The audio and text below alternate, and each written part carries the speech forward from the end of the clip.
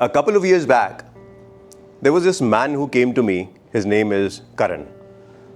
His issue was he thought he's an utterly failure in finding love. By the looks of him, he was just a regular guy. Like any professional, wearing grey tones, creased shirt, and a watch that would not leave his wrist. But if you gave him a minute or two, you could sense a bit of sadness beneath his eyes. Some unspoken words that he has not ushered out of his mouth for many, many years. There was a bit of a sense of waiting that he was having within him. Waiting for someone to come in his life and love him, care for him, understand him. The day he came to me, he had just come out of a bad breakup. He said, I gave her everything. My time, my money, expensive gifts, my heart. Apologies before I even made the mistake. But she left me saying that, I don't think I ever loved you. He was devastated. He said, I'm not sure what's wrong with me. And is there something that I can do within me to make myself worthy of love?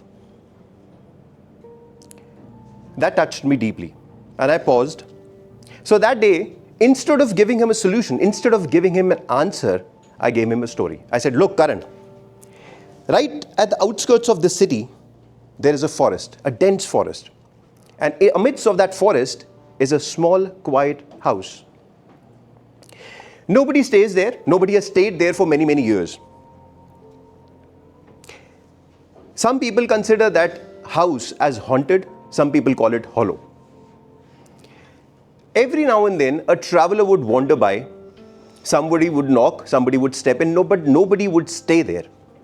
People had this notion that it was too dark, it was negative, it was empty. Maybe it was too lonely to stay there.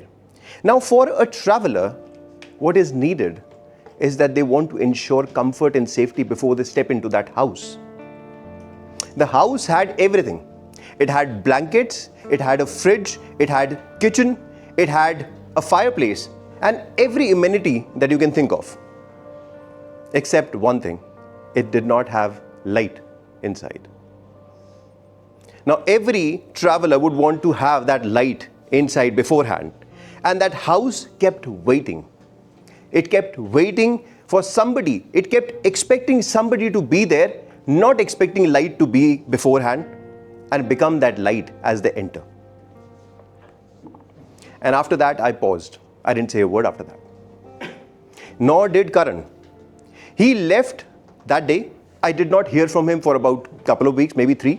After which, he came back and he said, Bhavish, something within me has shifted. I said, what? He said, last week I took myself out on a date. Not like a formality kind of a date, like an actual date. I asked myself, what do I want to eat? Where do I want to go? What do I want to wear? Even after the dinner, we went for a walk, me and myself. For the first time, I ate with my bare hands in a restaurant, which otherwise I would never dream of doing so. For the first time, I did not beg anyone for their company.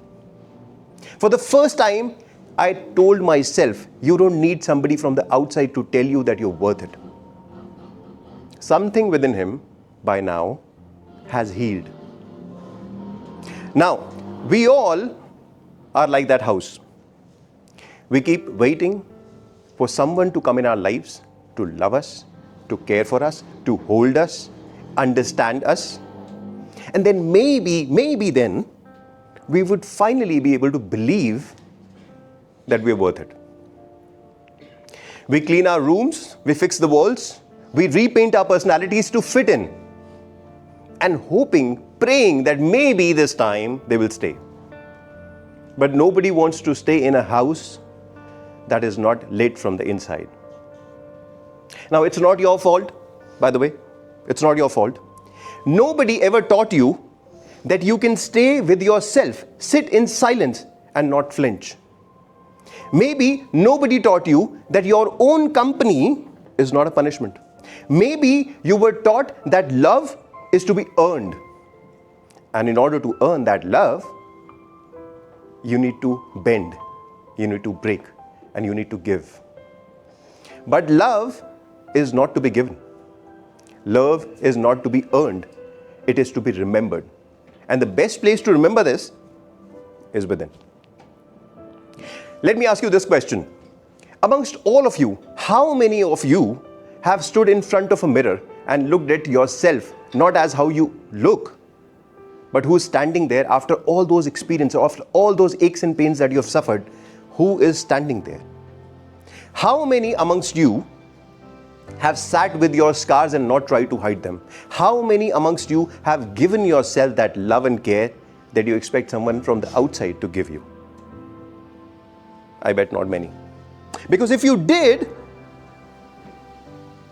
the room will begin to glow up. The house will begin to hum. And then maybe, finally, you'll be able to understand this feeling of abandonment that you feel every second of your life. You yourself were that person who had left. And you yourself are that person who can come back. So regardless of whether you are single or silently aching in a relationship that feels one-sided, let me offer you this. You do not need someone from the outside to come you and tell you that you're worth it. All you need to do is to step inside your own heart and stay there. Because nobody would want to stay in a house, in your house, if you don't believe it is the best place to stay. And love is not to be earned. Love is to be given. And the best person that you can give it to is that soul that is waiting in that mirror all along. Thank you very much.